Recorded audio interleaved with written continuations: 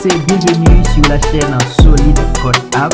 Je suis ici avec Marie. Salut à tous et bienvenue dans cette nouvelle vidéo. Aujourd'hui, on va se concentrer sur 4 concepts très utiles en Java. Les expressions ternaires,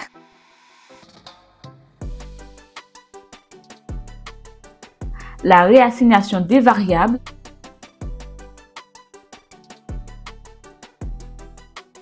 l'interversion des valeurs,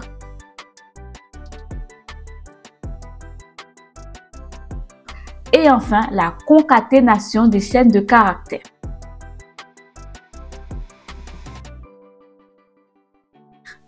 Ces notions sont incontournables pour écrire un code propre et dynamique. Exactement. Ces concepts vont nous aider à simplifier et à rendre nos programmes plus puissants. C'est parti. C'est parti. Bienvenue dans notre bureau. Pas encore dans l'écran noir.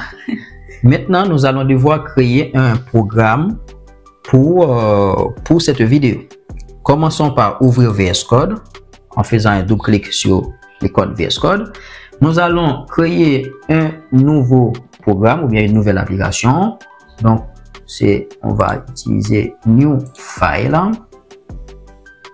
Java Project, ok. Donc, on va créer un projet. Nous allons sélectionner le workspace. Là où on veut déposer notre projet. Moi, je vais déposer dans Java Tutorials. Et il va me demander quel est le nom que je souhaite donner à mon projet. Moi, je souhaite donner comme nom ternaire. Et réassignation. Ok. Interversion. Ok, concaténation. Je l'appelle comme ça. Une fois créé, on rentre tout de suite dans le code source et puis on va virer tout simplement le code qui nous a été généré. Voilà. Maintenant, ce qu'on va faire, on va tout simplement commencer par les expressions ternaires. Donc, les expressions ternaires permettent de simplifier un if-else en une seule ligne. Elles sont très pratiques pour des tests simples. Alors, voyons tout ça dans le code. Nous allons dans un premier temps, en fait, créer un petit bout de code, un petit programme qui permet de déterminer le statut en fait d'un individu. Est-ce que l'individu est majeur ou mineur? Donc, pour cela, nous avons besoin d'une variable âge. Nous allons déclarer la variable âge en lui affectant par la même occasion une valeur, par exemple, 20. Nous allons maintenant déclarer une variable status. C'est cette variable en fait qui va contenir le statut de la personne. Donc, le statut peut être majeur ou mineur. Donc, des chaînes de caractères, il nous faut déclarer avec le type string status. On ne sait pas encore quel est le statut de la personne. On ne va pas affecter une valeur à cette variable. Ce sera une affectation conditionnelle. Maintenant, nous allons mettre les conditions. Nous allons dire if l'âge est supérieur ou égal à 18 ans. OK. Dans ce cas, nous allons affecter le statut à adulte ou bien majeur. OK. Sinon, eh bien, nous allons affecter le statut à mineur. Et on peut tout simplement, pour rigoler, afficher ça à l'écran. Le statut de l'individu est... Donc, si on affiche le résultat de ce programme, on voit le statut de l'individu est majeur parce que l'âge vaut 20. D'accord. Voilà. Maintenant, on va faire exactement la même chose, mais en utilisant les expressions ternaires.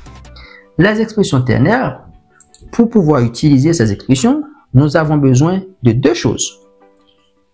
C'est simple, hein? On a besoin d'un point d'interrogation et d'un deux points. Point d'interrogation et deux points. C'est trop simple. Oui. Point d'interrogation et deux points. Comment ça se passe? Point d'interrogation, c'est ce qui va vérifier la condition. Par exemple, ce que je vais faire ici, on va passer par les ternaires. Cette fois-ci, on va mettre tout ça en en commentaire. Ça va nous éviter une chose. OK. On va utiliser un ternary pour les statuts. OK. Nous allons tout simplement faire status égal.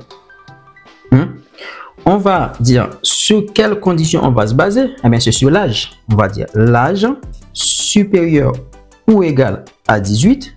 Et tout de suite après, on va ajouter notre fameux point d'interrogation. Ça veut dire, si la condition est valide, on va dire, ah oui, il est majeur. Donc, le statut va prendre la valeur majeure. Et on va utiliser notre fameux des points pour dire, ben, si la condition n'est pas réunie, alors on va dire mineur.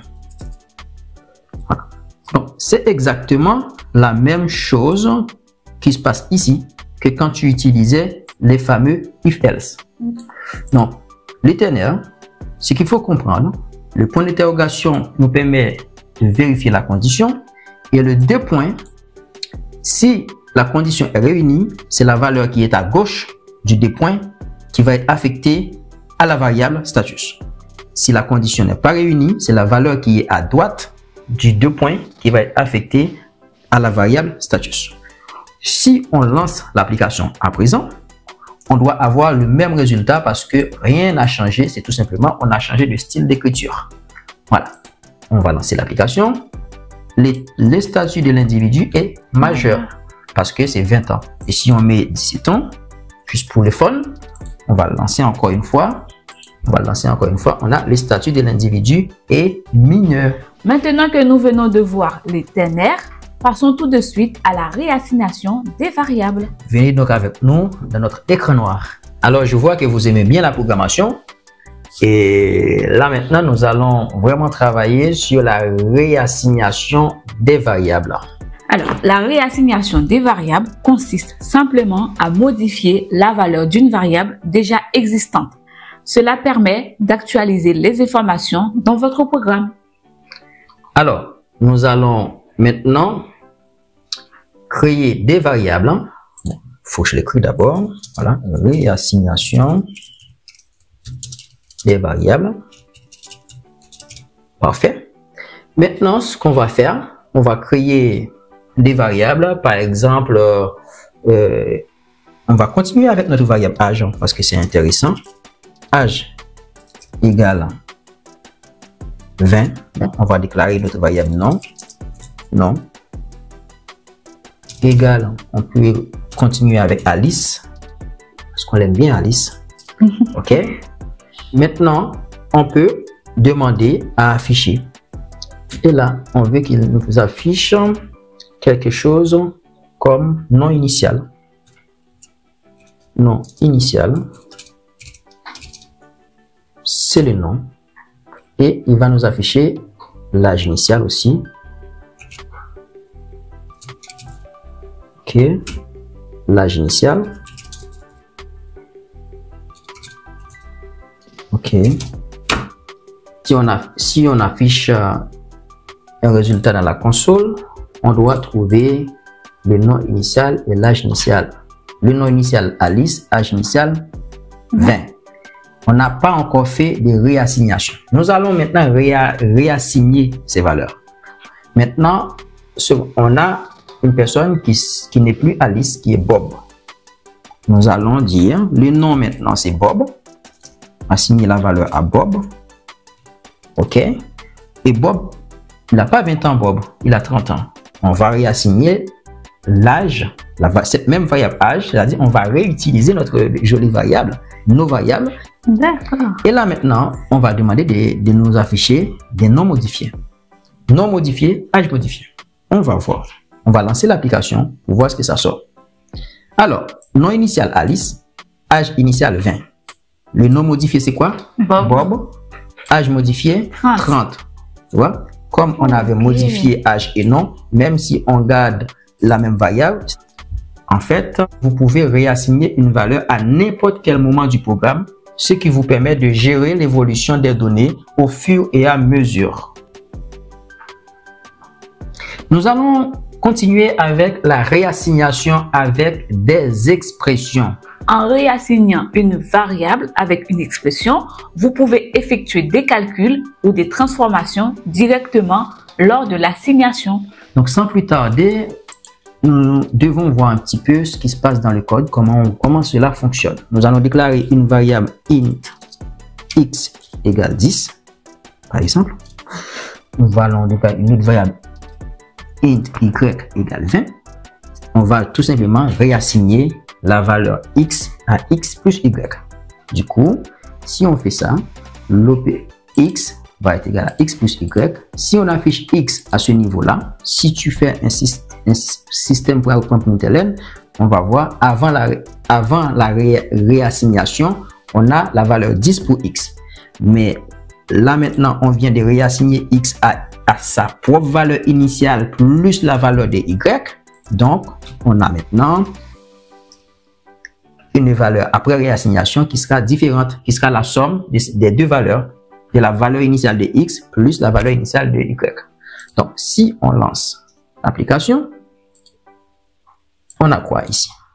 On a valeur de x avant réassignation, c'est 10, effectivement, parce qu'on avait déclaré c'était 10. Mais après réassignation, on se retrouve avec 30, parce que c'est la somme de x plus y. Voilà. X égale x plus y. En fait, dans la vraie vie, c'est quoi? C'est comme si j'avais déjà ma tasse qui avait un peu de café et l'autre avait une tasse qui a du café encore. Je me suis dit, bon, écoute, je prends l'autre tasse et je verse dans ma tasse. Donc, le résultat, c'est quoi? Eh ben, c'est la quantité de café qu'il y a dans ma tasse maintenant. Eh ben, c'est la somme des quantités qu'il y avait dans chaque tasse. Oui. C'est tout. Dans cet exemple, on réassigne x à la somme de x et y. C'est un excellent moyen de mettre à jour des valeurs avec des opérations mathématiques. En espérant que vous avez compris la réassignation des variables qui consiste à modifier la valeur existante d'une variable, passons tout de suite à l'interversion des valeurs. Voyons de plus près ce que c'est l'interversion des valeurs dans notre écran noir. L'interversion est un moyen de changer la valeur de deux variables entre elles. On utilise généralement une variable temporaire. Ok. Donc, ce qui se passe, nous allons créer deux variables. Nous allons avoir une variable int x égale 10 par exemple. Int y égale 20. Mais nous voulons maintenant que x prenne la valeur de y et que y prenne la valeur de x. Il faut qu'on trouve une variable temporaire. On va l'appeler la variable temp. Ok? Int temp. Je vais choisir de mettre la valeur de x dedans. Ok? La valeur x. Ok. Donc, du coup, on peut tout simplement, à présent, réassigner. On va utiliser notre principe de réassignation. Réassigner x à y. Oui. On va réassigner x à y. Et on va assigner y pas à x. Parce que x n'a plus cette valeur-là maintenant. On va réassigner y à temp. Donc, ce qui fait que si tu affiches x et y ici, avant l'interversion, et maintenant on va les afficher ces deux valeurs après l'interversion. Après l'interversion, tu vas voir. On va lancer l'application. On lance l'application, on voit valeur de x avant l'interversion, c'est 10, c'est normal. Valeur de y avant l'interversion, c'est 20. Eh bien, valeur de x après l'interversion, ça devient 20. Valeur de y après l'interversion, ça devient 10. C'est tellement simple. En fait, mais c'est vrai, c'est une technique couramment utilisée dans les algorithmes de tri, comme le tri à bulles, où il faut échanger des valeurs plusieurs fois. Alors, l'interversion des valeurs était fascinante, non? Nous allons maintenant nous intéresser à la concaténation des chaînes de caractères.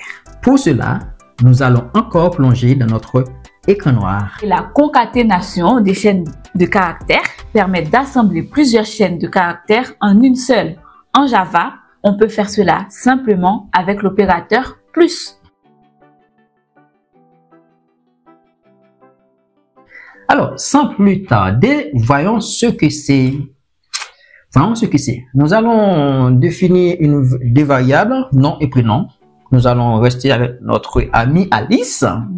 Mais son nom, elle a un nom français, hein, c'est Dubois, hein, c'est Alice Dubois. Mais ce qui se passe, c'est que nous voulons son nom complet.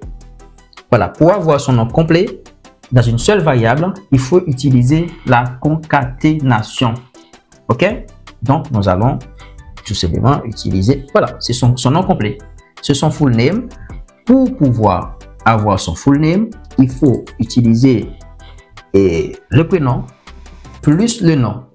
Mais sachant que il faut qu'il y ait un espace entre les deux, nous allons tout simplement concaténer via le signe plus, comme on vient de l'expliquer, comme tu viens d'expliquer là, Marie. Avec le signe plus, on concatène l'espace entre prénom et nom. Ça, c'est la concaténation. Au final, on n'a pas besoin de faire un système .out.println du prénom, du nom. On va faire un système .out.println de full name. Voilà. D'accord. Comme ça, on va tomber sur un résultat assez intéressant, nom complet, Alice Dubois. Fascinant. Voilà. C'est magique. C'est prénom plus nom. On a fait une concaténation avec l'espace. Maintenant, procédons à la réassignation et à la concaténation avancée. En Java, vous pouvez utiliser plus égal pour à la fois réassigner et concaténer une chaîne de caractères à une autre. C'est un moyen rapide de modifier une variable de chaîne. Voyons tout simplement ce que ça veut dire concrètement. Dans un premier temps, nous allons déclarer une variable, bon, par Alice en message, c'est un string, message. On va dire, notre variable message, on va l'assigner à une valeur, par exemple, bonjour. Voilà, bonjour. Mais on veut ajouter encore quelque chose à notre message. Le message ne suffit pas, on veut ajouter les destinataires par exemple. Donc du coup, ce qu'on peut faire, c'est tout simplement ajouter une deuxième partie à ce message. Bon, je vais dire destinataire. String destinataire égale espace. Tout le monde. Voilà. Maintenant, je veux tout simplement avoir tout dans le message. Toute l'information. C'est-à-dire à la fois bonjour et tout le monde. Ce que je peux faire avec la réassignation et la concaténation avancée, je peux faire tout simplement message plus égal, comme vous pouvez le voir là, plus égal destinataire. Je n'ai même pas besoin de ça parce que j'avais déjà mis un espace là-haut. Voilà, j'avais déjà mis un espace. Je peux dire message, le plus va assurer la concaténation et égal va assurer la réassignation. Donc plus égal, je fais à la fois la réassignation et la concaténation avec. Magique. Il va tout simplement concaténer d'abord, puis réassigner. Donc, si on veut afficher le message, on va faire un 6.out.println de messages, tout simplement. Et si tu lances cette application, dorénavant, tu vas voir ce qui est affiché à la console. Bonjour tout le monde. Et voilà, on a notre message. Et voilà, on a concaténé et on a réassigné.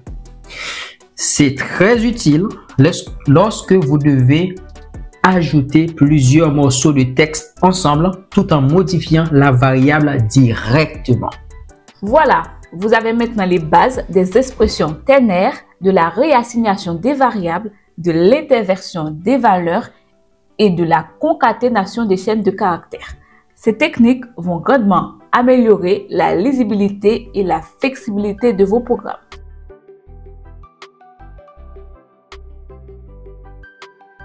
Oui, et n'oubliez pas de pratiquer. Plus vous pratiquez ces concepts, plus votre code sera efficace et maintenable. Et si cette vidéo vous a été utile, n'hésitez pas à liker, vous abonner et poser vos questions en commentaire. On est là pour vous aider. Merci d'avoir regardé cette vidéo et à bientôt pour plus de tutoriels Java.